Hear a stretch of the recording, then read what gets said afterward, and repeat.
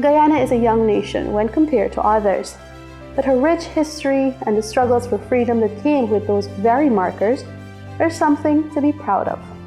On this day, Guyana celebrates 56 years of being an independent nation. It is an achievement that came not by chance, but by the determined will of a people to be free from the shackles of colonialism and carve its own path. The 20th century struggles for independence cannot ignore the leading roles of persons like Hubert Nathaniel Critchlow, Dr. Chetty Jagan, and Forbes Burnham. Without the dedicated actions of this trio, our independence would have been unattainable. Recognition of them is no way meant to disregard the contributions made by others, but merely highlights the leading roles they played that brought us to this stage.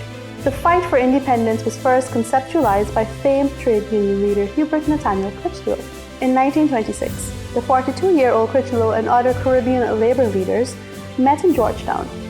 It was there that they conceptualized, developed, and put in place a workers' agenda, and included therein was a strategy to put in motion the fight for independence.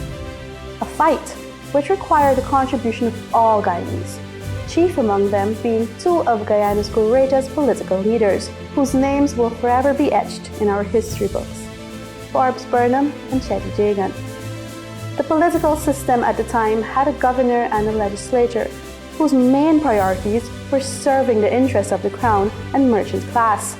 Entering the legislature prior to 1953 was based on education and/or money, and where the people had neither, their interests were disregarded. Rights taken for granted today, such as religious freedom, marriage equality, freedom of association, ownership of property, women and child rights, were not features of colonialism. Guyana became independent on 26th of May 1966 and joined the Commonwealth in May 1966. On February 23, 1970, Guyana was proclaimed a cooperative republic within the Commonwealth, with a president elected by the National Assembly.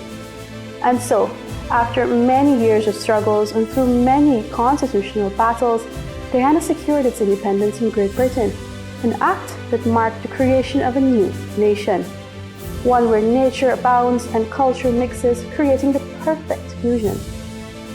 Guyana becoming an independent nation now meant that Britain no longer controlled the affairs of the country. It was now the responsibility of the newly elected Prime Minister and the locally elected cabinet. Independence also meant that a constitution, symbols, emblems, an army, and passports had to be developed for the country. As an independent nation, Guyana assigns ambassadors overseas who represent the country. They sign treaties on behalf of Guyana and become members of various international organizations. This is important, as it gives the country equal rights on various issues relating to international trade, policies, and treaties. Today, the event is in no way past from memory, but re-energizes the nation to continue its path of development.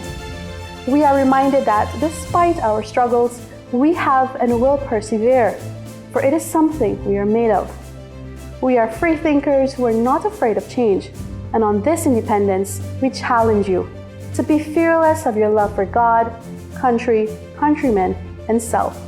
Happy Independence Day from the Guyana Learning Channel.